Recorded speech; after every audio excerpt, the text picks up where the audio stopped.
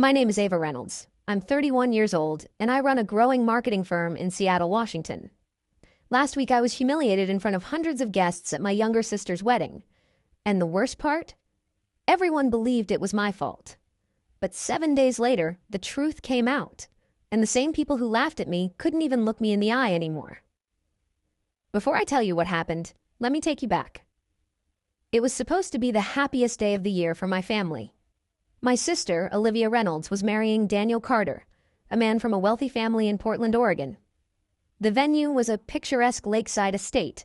White tents, string lights, a live band playing soft jazz. Everything was perfect. I was the maid of honor.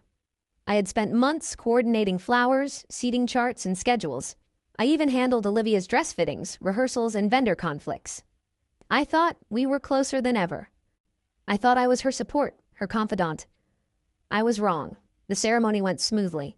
Guests were smiling, the air smelled of fresh roses, and the sunlight bounced off the lake perfectly. I was proud. Then came the speeches. Our Reynolds went first. Warm words, a joke or two, some applause. Then Daniel's best man, Ethan Miller, gave a charming speech about his friendship with the groom. Everyone was laughing, raising glasses. And then Olivia stood up. She held the microphone, smiled at the crowd, and for a moment, everything seemed normal. Then her eyes found me, and the tone changed. "I want to thank everyone for coming today," she began, "and especially my sister, Ava." I smiled politely, slightly leaning forward, but then her next words cut through me like a knife, because without her, I would have never known the truth. The room froze. "What truth?" I asked quietly, but my voice was drowned out by murmurs. Olivia didn't even blink. "That you tried to ruin my relationship," she said loudly, almost theatrically. Gasps rippled through the crowd. I froze. "What are you talking about?" I whispered, my mind racing. She laughed, but there was no warmth. "Don't pretend. I saw the messages." "Messages?" My heart started pounding. "I never—" "Stop lying," she snapped. Then she held up her phone. "I have proof." She connected it to the projector screen behind her, and just like that, my life exploded. Messages appeared on the screen. Texts I supposedly sent to Daniel, my sister's fiancé. Flirty messages, late-night conversations, even one that said, "I think you're marrying the wrong sister." People gasped. Parents, friends, even some strangers who had just arrived from out of state. I couldn't breathe. "That's not me," I said, my voice trembling. But no one listened. My father stared at me with confusion. My mother's mouth hung open. Olivia laughed cruelly, walking slowly toward the screen. "You see?" she said. "Everyone can see who you really are." I wanted to shout, to scream, to make them understand. But the crowd was deafening. The laughter, the whispers, everything felt surreal. For the next 2 days, I didn't speak to anyone. No calls, no texts, nothing. My social media was flooded with messages from distant relatives and family friends asking what happened. Everyone assumed I was guilty. Everyone except me. Something didn't sit right. The messages, they were too perfect, too clean, too calculated.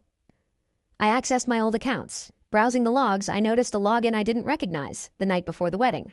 Someone had accessed my account. Someone had fabricated those messages. I called my friend Marcus Lee, a cybersecurity expert in Seattle. He agreed to help.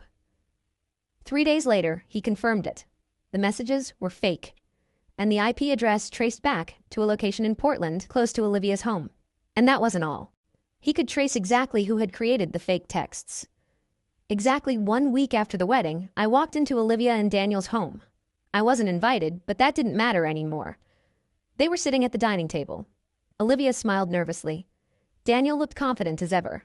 And my parents, well, they looked uncomfortable. "You shouldn't be here," Olivia said immediately. I didn't respond. I simply placed a folder on the table. "What's this?" my father asked, his voice tight. "Truth," I said. Inside were printed logs, IP addresses, timestamps, and screenshots, proof that the messages were fabricated. And one name stood out. Daniel Carter. The room went silent. Olivia froze. My mother's hand covered her mouth. My father's chair scraped the floor as he stood abruptly. Daniel opened his mouth to protest. "This isn't necessary," he said. "Necessary?" I asked, calm but deadly. "You created those messages. You humiliated me in front of hundreds of people. You lied to your fiancé, your family, and you thought you'd get away with it?" Daniel's composure cracked for the first time. It wasn't dramatic at first. No shouting, no immediate denial. Just a flicker in his eyes. The kind of flicker you only notice when you're looking for it. And I was. Olivia looked between us, confused. Daniel, what is she talking about? He exhaled slowly, leaning back in his chair like this was some minor inconvenience. This is ridiculous, he said. You're really going to believe a stack of papers over your own husband? Husband? I repeated softly. You mean the man who staged evidence to destroy your sister-in-law before your wedding day? My father slammed his hand on the table. Enough. Daniel, answer the question. Silence stretched across the room like a wire pulled too tight. Olivia's voice came out smaller this time. Daniel, did you do this? He looked at her. Really looked. And for a second, I almost thought he'd double down. But then he made a mistake. He smirked. Not a big one. Just the corner of his mouth lifting, barely there. But it was enough. Okay, he said almost casually. You want the truth? Olivia stepped back like she'd been slapped. I didn't think it would go this far, he continued. I just needed control. Control, I echoed. He shrugged. You were too involved, he said, looking at me. Always around. Always managing things. Olivia listens to you too much. Olivia's face went pale. She's my sister. Exactly, he snapped. And I needed that to change. The room went ice cold. So you framed me, I asked, my voice steady now. To isolate her?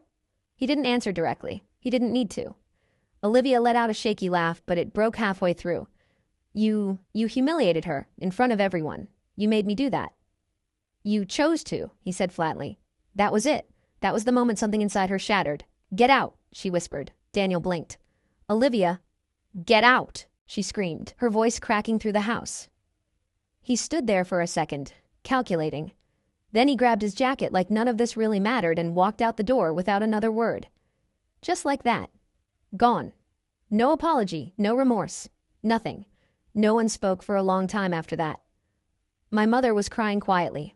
My father looked like he'd aged 10 years in 10 minutes. And Olivia, she just stood there staring at the door. I didn't move toward her. Not yet. Finally, she turned to me. I'm so sorry, she said, her voice barely audible. I studied her face, the guilt, the shock, the realization of what she had done to me. You didn't just believe him, I said calmly. You made sure everyone else did too. Tears streamed down her cheeks. I thought you betrayed me. And now... She shook her head. Now I know I betrayed you. Silence again. Then slowly she walked toward me. I don't expect you to forgive me, Dad. Not now. Maybe not ever. But I'll spend the rest of my life trying to make this right. I held her gaze for a long moment. 7 days ago, she destroyed me in front of hundreds of people. Today, she stood alone in front of the truth. I'm not ready to forgive you, I said honestly. She nodded, like she expected that. But I'm also not going to let what he did destroy both of us, I added. That was the closest thing to grace I could offer. And she knew it.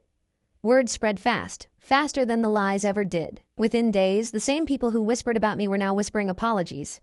Messages flooded in, awkward, guilty, some sincere, some clearly just trying to save face.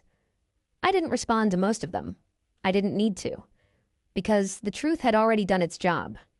The laughter stopped, the looks changed, and the people who once couldn't meet my eyes, now they couldn't hold them. As for Daniel, his family pulled their support almost immediately. Reputation matters in circles like his, and what he did wasn't just cruel, it was calculated. Dangerous. Last I heard, he was trying to spin the story. But this time, no one was listening. 7 days, that's all it took. 7 days to go from humiliation to vindication. And the difference between the two? The truth.